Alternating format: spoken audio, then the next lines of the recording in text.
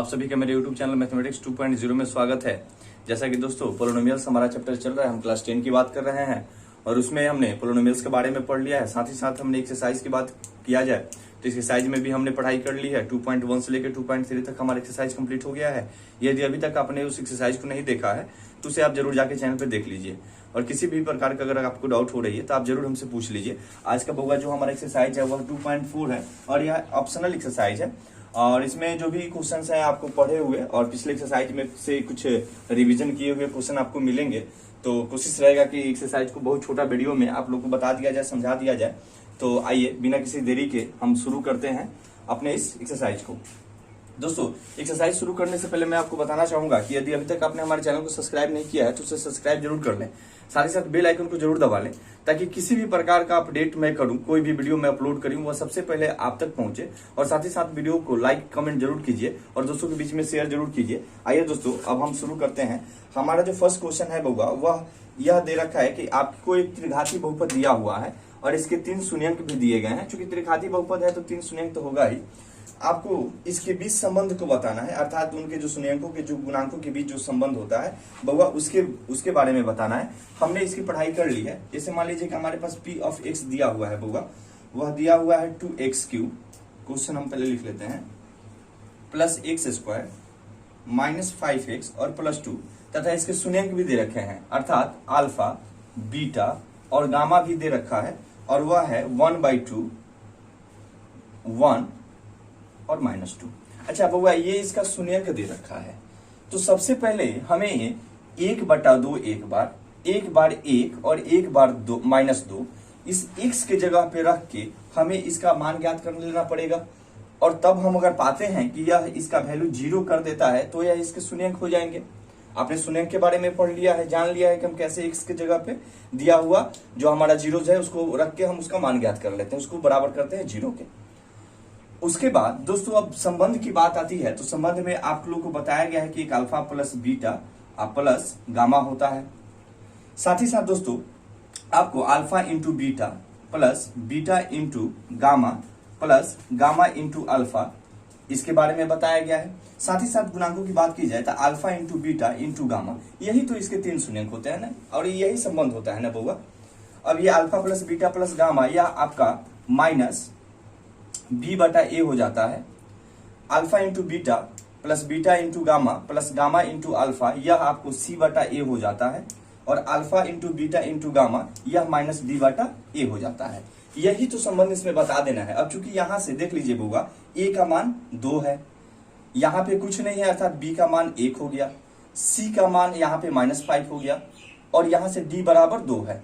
अब यही संबंध आप लोग को बताया गया है। आप लोग जानते हैं कि कैसे इसका मान रख के हम इसको बना सकते हैं तथा इनके बीच में संबंध को बता सकते हैं। उम्मीद है कि आप लोग जरूर बना लीजिएगा क्योंकि इस वीडियो को हमें बहुत छोटा में कंप्लीट करना है और आपको अच्छे से समझ में आ जाए, इसलिए मैं आपको समझा दिया हूं। आप जरूर बना लीजिएगा और क्योंकि यह पिछले एक्सरसाइज का रिपीटेशन क्वेश्चन है तो आप लोग से जरूर बन जाना चाहिए। आइए अगला क्वेश्चन पे हम ध्यान देते हैं। मेरा जो 2 नंबर जो क्वेश्चन है बउआ वह बोल रहा है कि एक त्रिघात बहुपद आपको ज्ञात करना है जिसके शून्यंकों का योग तथा 2 शून्यंकों को एक साथ लेकर उनके गुणनफलों का योग तथा 3 शून्यंकों के गुणनफलों का योग दे रखा है। अर्थात कहने का मतलब दोस्तों हमें p ऑफ x पता करना है, हमें p ऑफ x ज्ञात करना है। कब? जब इसके शून्यंकों का योग जो दे रखा है, अर्थात हमें अल्फा प्लस बीटा और प्लस गामा यह दे रखा है, यह दे रखा है आपका 2।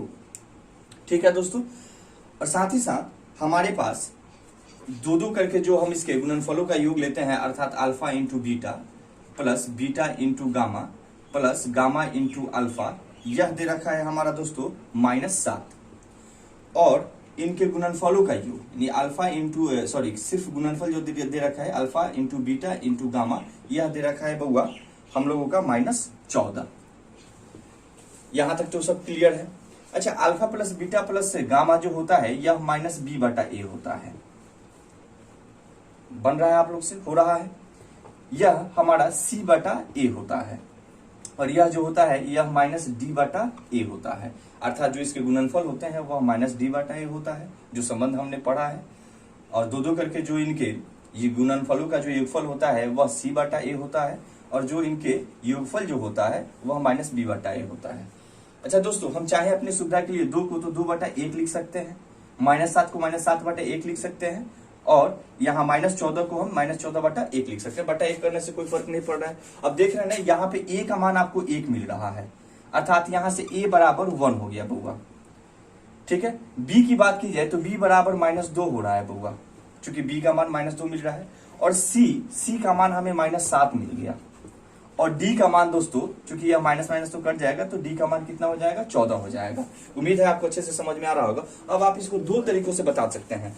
2 तरीकों से बताने का मतलब यह है कि 2 तरीकों से बताने का मतलब यह है कि जो हमने आपको एक फॉर्मूला बताया था a into x Q plus ये जो आप alpha into beta into gamma लेते हैं, इस स्थिति में आप उस फॉर्मूला का लिख के भी प्रयोग कर सकते हैं, उस पर आप बना सकते हैं, लेकिन वह चूंकि लंबा हो जाएगा, बड़ा हो जाएगा, आप उसके ऊपर मत ध्यान दीजिए। आप सीधे पहले p ऑफ x का फॉर्म लिख लीजिए। तो दोस्तों आपका होता है ax³ plus bx² plus cx और प्लस d, यही इसी फॉर्म में हमारा त्रिघात बहुपद होता है ना।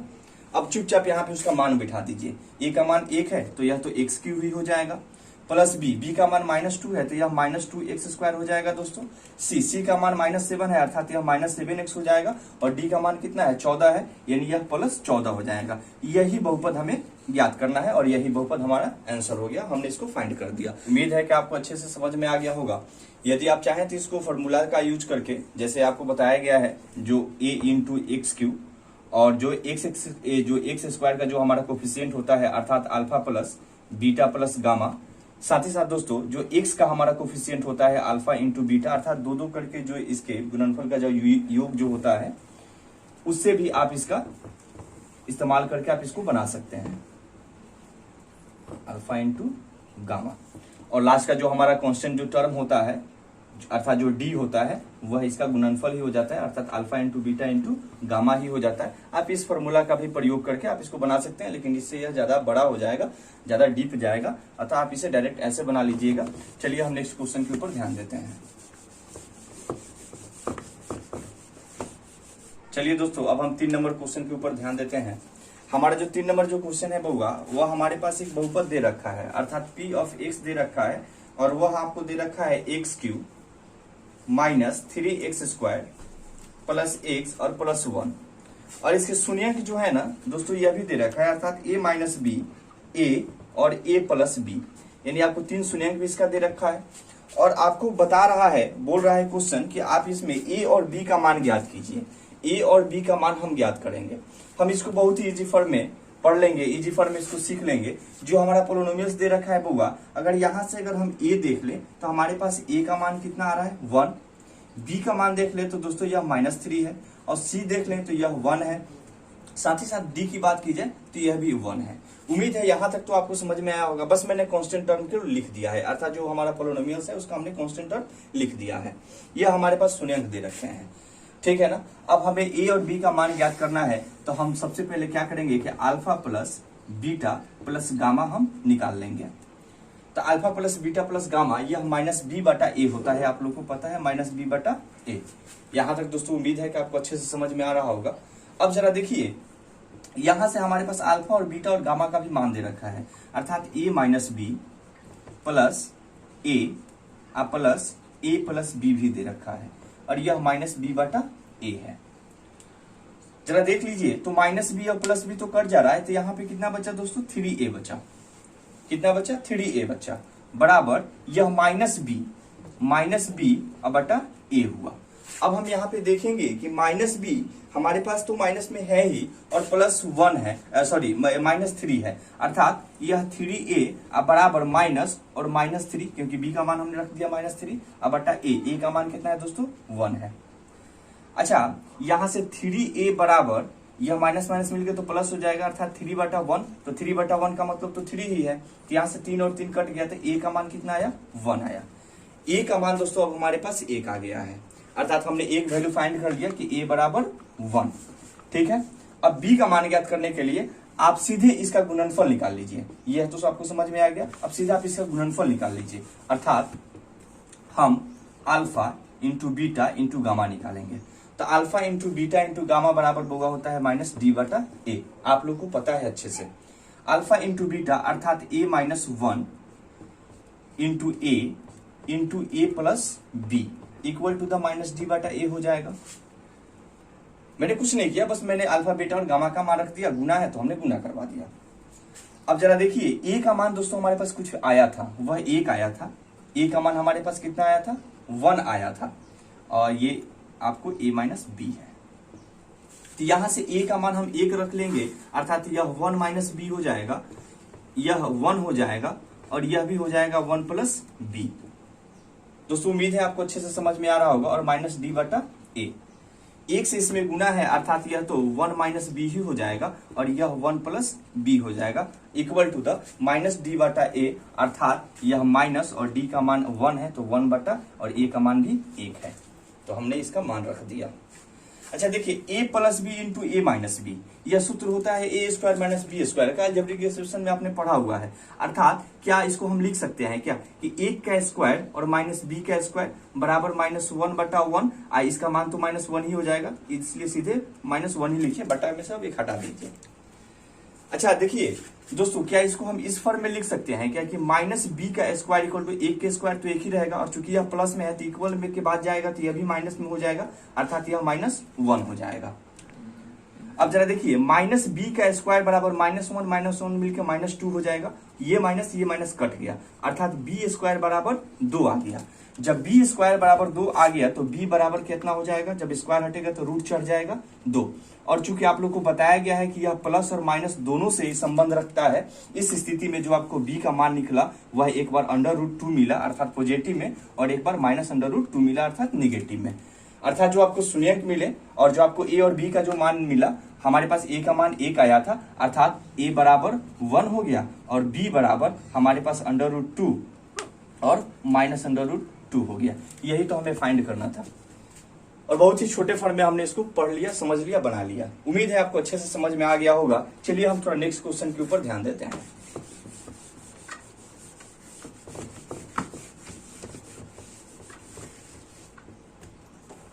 चौथा हमारा क्वेश्चन है बुआ कि यदि बहुपद x to the power 4 minus 6x cube minus 26x square plus 138x minus 35 के दो शून्यंक हैं, इसके दो शून्यंक बुआ दे रखा है 2 प्लस माइनस अंडर रूट 3, अर्थात यह एक बार 2 प्लस अंडर रूट 3 है, एक बार 2 माइनस अंडर रूट 3 है। तो मैं बताया हूं पॉजिटिव होगा तो x के साथ में इसका मान नेगेटिव लीजिएगा, अर्थात जब यह x से संबंध रखेगा तो यह x minus 2 minus under root 3 हो जाएगा, और यह जो x के साथ संबंध रखेगा यह हो जाएगा x माइनस 2 और प्लस अंडर रूट 3। ठीक है, माइनस है तो उसको पॉजिटिव ले लेना है, प्लस है तो उसको निगेटिव ले लेना है। अब इसको आप गुना करवा दीजिए, पहले इसका गुना करवा दीजिए, तो यह हो जाएगा एक्स स्क्वायर, यह हो जाएगा एक्स स्क्वायर माइनस 2x अब प्लस अंडर रूट 3x। उम्मीद है आपको अच्छे से समझ में आ रहा होगा। फिर सेकेंड वाले टर्म से करवा दीजिए, तो यह हो जाएगा माइनस 2x, यह माइनस 2x, और माइनस माइनस ये गुना करेंगे तो प्लस हो जाएगा, और 2 दूनी 4 हो जाएगा 4, और इसके बाद हमारे पास इसका मल्टीप्लीकेशन है माइनस 2 अंडर रूट 3। उम्मीद है आपको अच्छे से समझ में आ रहा होगा। फिर थर्ड स्टेप से हम गुना करवा देते हैं, तो थर्ड स्टेप मेरा माइनस से चालू हो रहा है, अर्थात यह माइनस अंडर रूट 3x, और इसके बाद इसको गुना करवाएंगे तो यह हो जाएगा minus minus plus 2 under root 3, क्योंकि 2 में अंडर रूट 3 से मल्टीप्लाई करवाएंगे तो, और फिर लास्ट में माइनस है प्लस है तो माइनस तो होगा ही, और 3 में अंडर रूट 3 से गुना करवाएंगे तो ये तो 3 ही हो जाएगा, क्योंकि under root 3 into under root 3 का मान 3 हो जाएगा। 2 बार रूट का गुना खत्म हो जाता है। अब देख लीजिए कौन कौन एक जैसा है, कौन कौन कट रहा है, उसको पहले काट दीजिए। 2 अंडर रूट 3 माइनस में और 2 अंडर रूट 3 प्लस में, ये तो कट गया। ये हो जाएगा माइनस रूट 3x और प्लस रूट 3x, ये भी कट गया। आपके पास अब बच गया, देखिए और कुछ बच रहा है कि कट रहा है, हो गया। तो यहां से हम लिख लेंगे एक्स स्क्वायर और माइनस 2x और माइनस 2x, यह मिलके हो जाएगा बउआ माइनस 4x, और क्योंकि यहाँ पे 4 है और यहाँ पे 3 है कांस्टेंट टर्म में, निगेटिव है पॉजिटिव है तो घटा के लिखेंगे, तो 4 में से 3 जाएगा तो 1। यही तो जो आपको ज्ञात करना था ना g ऑफ x, यह मिल गया। अब आपको g ऑफ x मिल गया है बउआ, अर्थात अब जो आपका p ऑफ x का जो मान जो दे रखा है, जो बहुपद जो दे रखा है ना, हमारे पास बहुपद क्या दे रखा था, x to the power 4 minus 6x cube minus 26x square plus 138x -35। बस ये जो आपको पी ऑफ एक्स का जो मान दे रखा है ना, इससे इसमें भाग लगा दीजिए। आप लोग को भाग विधि पता है, तो यहां से आराम से एक्स स्क्वायर से मैं इसको सीधे जी ऑफ एक्स लिख देता हूं, और ऑलरेडी आप लोग को बता दिया गया है कि ये सब क्या है, जी ऑफ एक्स से आप भाग लगा दीजिए पी ऑफ एक्स में।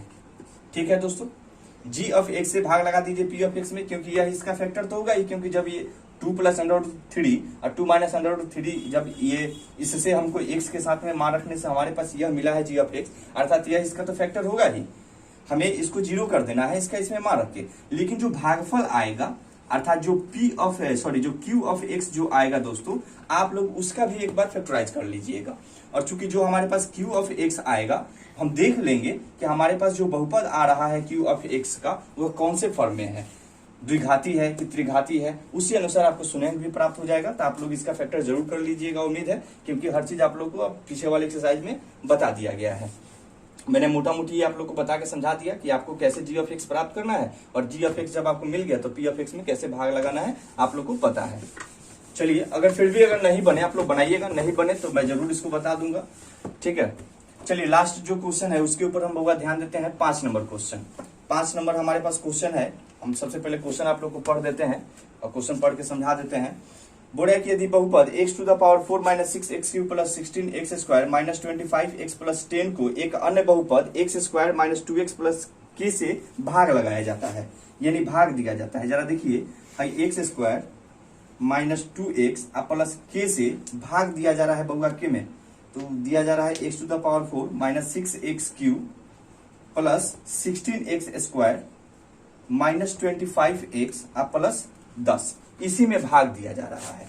तो बोल रहा है कि शेषफल जो है ना दोस्तों, वह x + a आ रहा है, अर्थात जो यहाँ पे हमारे रिमाइंडर आ रहा है वह x + a आ रहा है।